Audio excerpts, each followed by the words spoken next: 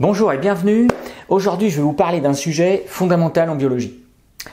Tout le monde y a droit, qu'on soit après le bac, en terminale, en première et dès la seconde, on va vous parler du métabolisme. Et le métabolisme, c'est une notion qui a l'air compliquée comme ça. Déjà, qu'est-ce que ça veut dire? Métabolisme, on retrouve méta comme dans métamorphose, ça veut dire transformer. Métabolé veut dire transformer en grec.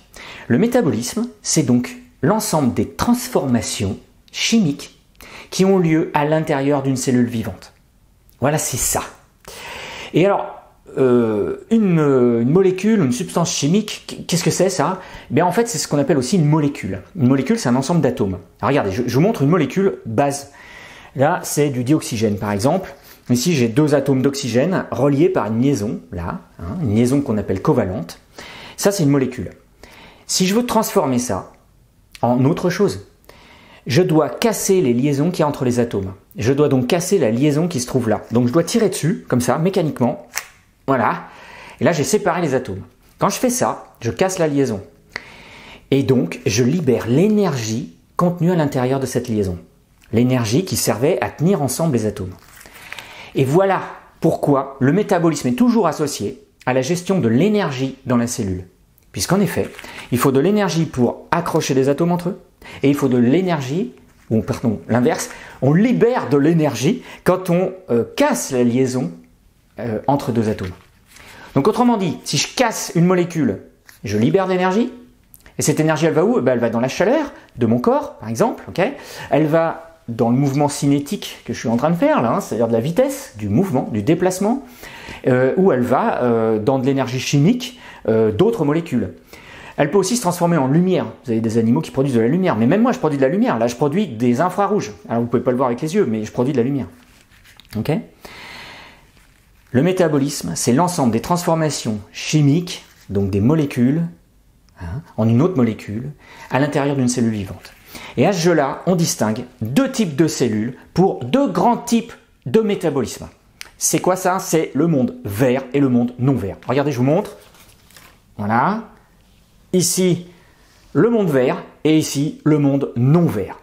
D'ailleurs, vous l'aurez toujours remarqué, quand vous prenez un cahier pour la biologie, en général, vous le prenez de couleur verte. Comme ma chemise que j'ai choisie exprès pour cette vidéo, verte. Le vert, c'est la couleur bio. Dès qu'on veut vous vendre un produit écolo ou bio, on vous le vend avec la peinture verte. C'est même un parti politique, les verts. Pourquoi le vert? C'est quoi le vert en fait? Eh bien, le vert, c'est la chlorophylle. Et la chlorophylle se trouve à l'intérieur d'un organite particulier dans les cellules végétales. Oui, parce que, je vais reposer ça, le monde vert, c'est le monde végétal. On est vert, on est végétal, on n'est pas vert, on n'est pas végétal. Par exemple, les champignons, souvent les élèves font la confusion, un champignon, on a l'impression que c'est un végétal parce qu'il ne bouge pas, il est fixe, là, tout ça, il vit en forêt, au milieu des arbres. Oui, mais le champignon n'est pas vert, donc c'est pas un végétal. Le champignon, c'est un champignon. Okay. Et il a le même métabolisme qu'un animal d'ailleurs. Alors qu'un végétal a un métabolisme différent grâce à cette couleur verte. Alors regardez ici, j'ai représenté une cellule végétale de base qu'on peut trouver dans des cellules d'oignons par exemple, une cellule de feuilles, n'importe. Et ce qu'on constate, c'est que toutes les cellules végétales sont entourées d'une paroi rigide faite de cellulose, là, comme ça. Et cette paroi est tellement rigide que les cellules sont fixées les unes aux autres comme dans un Lego et du coup l'ensemble du végétal est fixe. C'est pour ça que les végétaux sont fixes, c'est à cause de cette paroi. La vraie limite de la cellule commence à la membrane plasmique que j'ai dessinée en jaune là, okay, et qui délimite à l'intérieur de son cytoplasme là un ensemble d'organites, de structures qu'on peut voir avec les yeux, mais au microscope uniquement, parce que ça c'est le monde du microscopique. Okay. Là, ici, on voit un organite de couleur verte, on l'appelle chloroplaste, donc c'est ça qui donne son vert au végétal. Vous le voyez là en photo. Et le vert provient d'une molécule particulière qui se trouve à l'intérieur de ce chloroplaste et qu'on appelle chlorophylle. Chloro veut dire vert en grec, phylle donne le mot fulet, donc feuille. Feuille, il y a deux ailes, et dans fil, il y a deux ailes aussi. C'est pour ça qu'il y a deux ailes, donc chlorophylle. Okay. On trouve aussi, comme dans toute cellule, un noyau pour l'information génétique, là, et puis aussi ça, là, des mitochondries dont on parlera tout à l'heure. C'est un organite particulier, on verra ça après. Et puis aussi ça, alors ça c'est propre aux végétaux, ce qu'on appelle la vacuole. La vacuole, c'est une poche liquide qui permet de gérer l'eau à l'intérieur de la cellule, mais aussi le stock en sucre et en glucose. Okay. Dans le monde dit non vert, comme par exemple le monde animal, ici vous avez une cellule animale, alors là, on voit tout de suite la différence, il n'y a pas de paroi. S'il n'y a pas de paroi, eh ben, la structure est souple, la cellule est souple, et donc l'organisme pluricellulaire comme moi est souple aussi. C'est pour ça que je peux me déplacer, faire des mouvements comme ça, c'est parce qu'il n'y a pas de paroi autour de la cellule. La cellule a une limite qui est souple, d'accord? Et on voit qu'à l'intérieur, il n'y a pas de chloroplaste, d'accord? Alors ça change quoi? Faisons une expérience en classe. Je vous amène en classe. Alors voilà, le monde se divise en deux catégories. Le monde vert, là, et le monde non vert, là. Tous les flacons comprennent exactement la même espèce. C'est de l'euglène.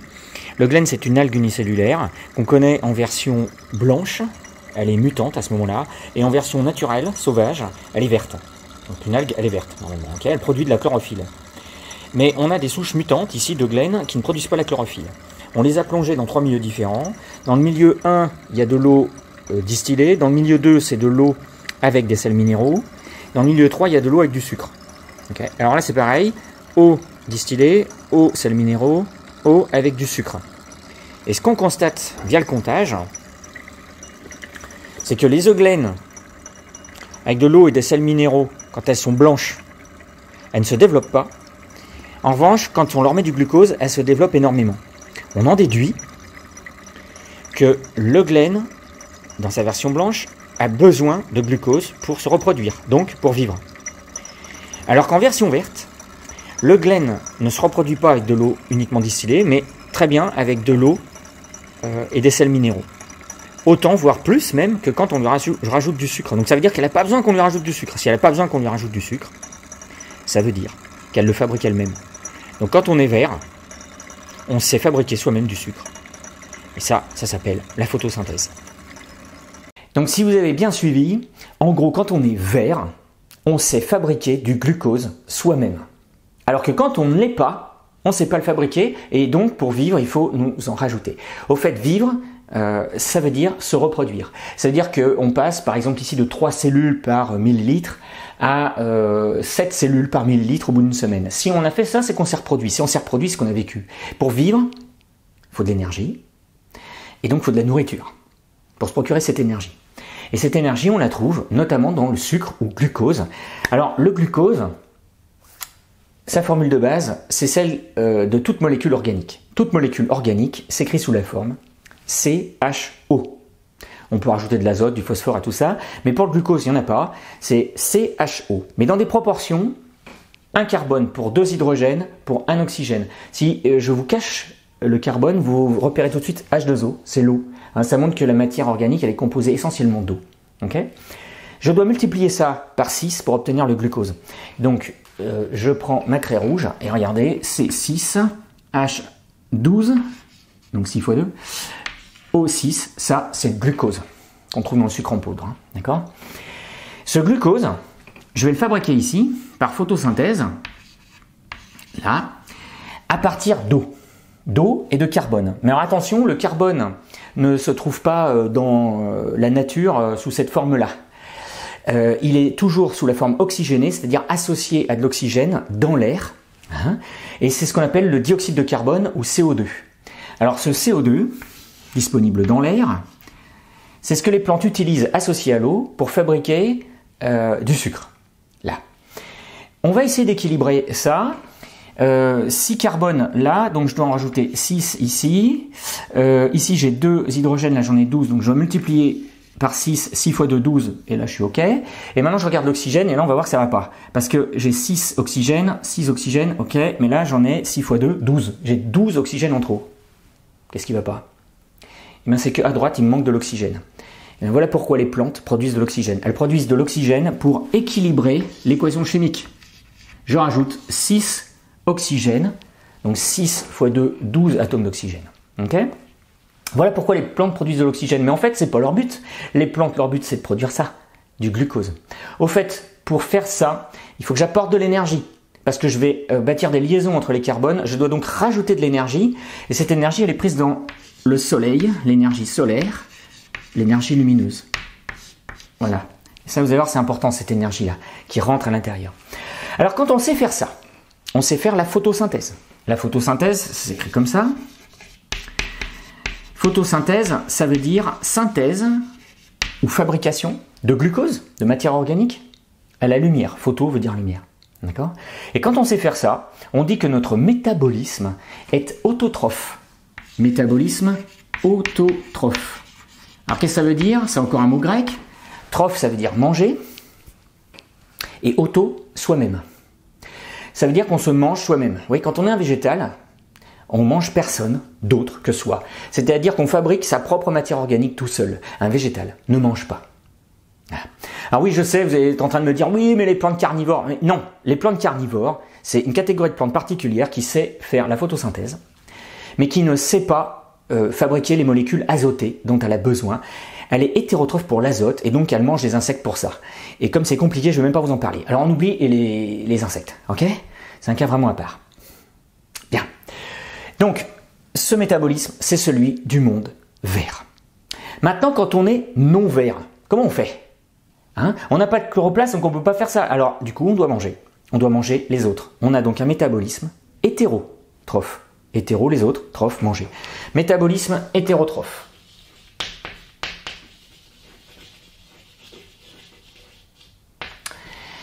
Et à quoi ça sert de manger, au fait? À quoi ça sert ce glucose?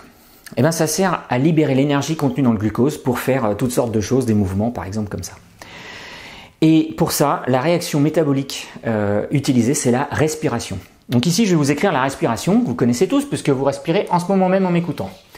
Je vais écrire respiration seule. Là. Alors, c'est quoi la respiration? Vous le savez. On prend de l'oxygène quand on fait je prends de l'oxygène, et quand je expire de l'air, là, je libère du CO2. Ok? L'oxygène donne CO2. Eh ben non, c'est pas possible. L'oxygène qui donne du CO2, non, c'est pas possible. Il vient d'où le carbone, là, à droite? Et il manque quelque chose, là, ici, à gauche, avec du carbone, sinon c'est pas équilibré, ça. Oui, en réalité, la respiration, et ça, vous n'en avez pas du tout conscience, c'est la destruction, grâce à l'oxygène, du glucose, là, de la matière organique. En fait, à chaque fois que vous respirez, vous détruisez du glucose pour en libérer l'énergie qu'il contient. Donc, en fait, c'est C6, H12, O6, plus de l'oxygène, ça donne du CO2. Et alors du coup, pour l'équilibre, là, il y a l'hydrogène, là aussi. Pour l'équilibre, il faut rajouter de l'eau, là. Oui, parce que quand on expire, quand on fait... Comme ça, je le sens sur ma main, mais vous pouvez le faire sur une vitre. Vous allez voir, ou l'hiver, vous savez, quand il fait froid, là, on rejette, en expirant, de l'eau. Cette eau, elle est liée à la respiration et elle vient de l'hydrogène du glucose. Ouais. Voilà. Alors pour équilibrer, il faut tout multiplier par 6. Voilà. Ce qui fait que quand on regarde cette équation chimique de la respiration, là, on voit qu'on a la réciproque parfaite de la photosynthèse. Et donc on le voit, en termes d'énergie, ça donne quoi? Si ici il faut rajouter de l'énergie pour aller là, si je vais dans l'autre sens, je libère de l'énergie au contraire.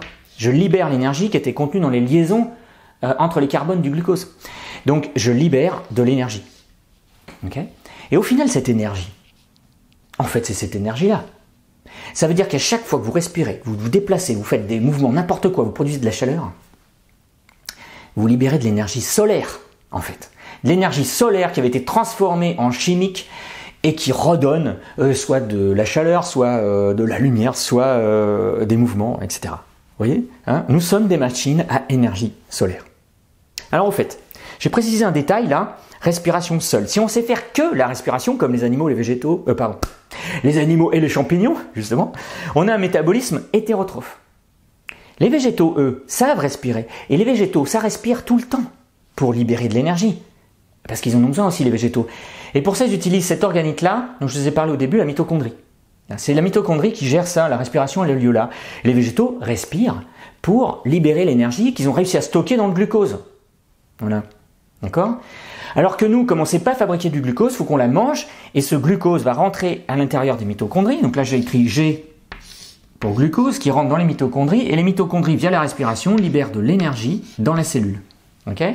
Chez les plantes, c'est un peu la même chose, mais il y a une petite différence, c'est que grâce à la lumière, les chloroplastes, là, à partir d'eau et de CO2, produisent du glucose, là. Okay. Et ce glucose est utilisé par la mitochondrie pour libérer de l'énergie. Donc en fait, les végétaux savent faire comme les animaux, mais un truc en plus, ça. Et il y a quelque chose à savoir de supplémentaire, je vais finir avec ça. Les végétaux produisent du glucose pour eux, mais en plus, en excès, pour nous les animaux. Et ouais, les végétaux et la nature est généreuse. Et c'est pour ça qu'on s'alimente dans la nature grâce aux plantes. Hein. Et que par contre, pour que le système soit viable, pour que l'écosystème soit viable, on compte 9 plantes pour un animal. 90% de végétal, 10% d'animal. Pour que l'écosystème soit stable, il faut ça. Sinon, ça ne marche pas. Okay, et c'est pour ça qu'on a tendance à proposer aux gens, dans des versions écologiques de l'alimentation, de manger plutôt du végétal. Plutôt du végétal que de l'animal. Parce que si on veut cultiver des plantes, ça pose pas de problème, on les mange, des épinards, des choses comme ça, tout ça. Si on veut faire du steak, il faut des bœufs, il faut des vaches qui vont brouter de l'herbe, donc il faut 90% d'herbe pour 10% de vaches et de bœufs que après vous allez manger. Okay, alors que en fait, ça serait plus écologique de manger directement du végétal. Voilà, c'est ça. C'est pour ça que bio, c'est vert en fait. Le bio est toujours vert parce que c'est la couleur du végétal. Hein? Voilà. Bon, écoutez, là, on est à un niveau basique, mais vous en savez, je pense, assez pour affronter un contrôle de seconde. Je vous remercie de m'avoir suivi et je vous dis à bientôt sur 10 minutes de SVT.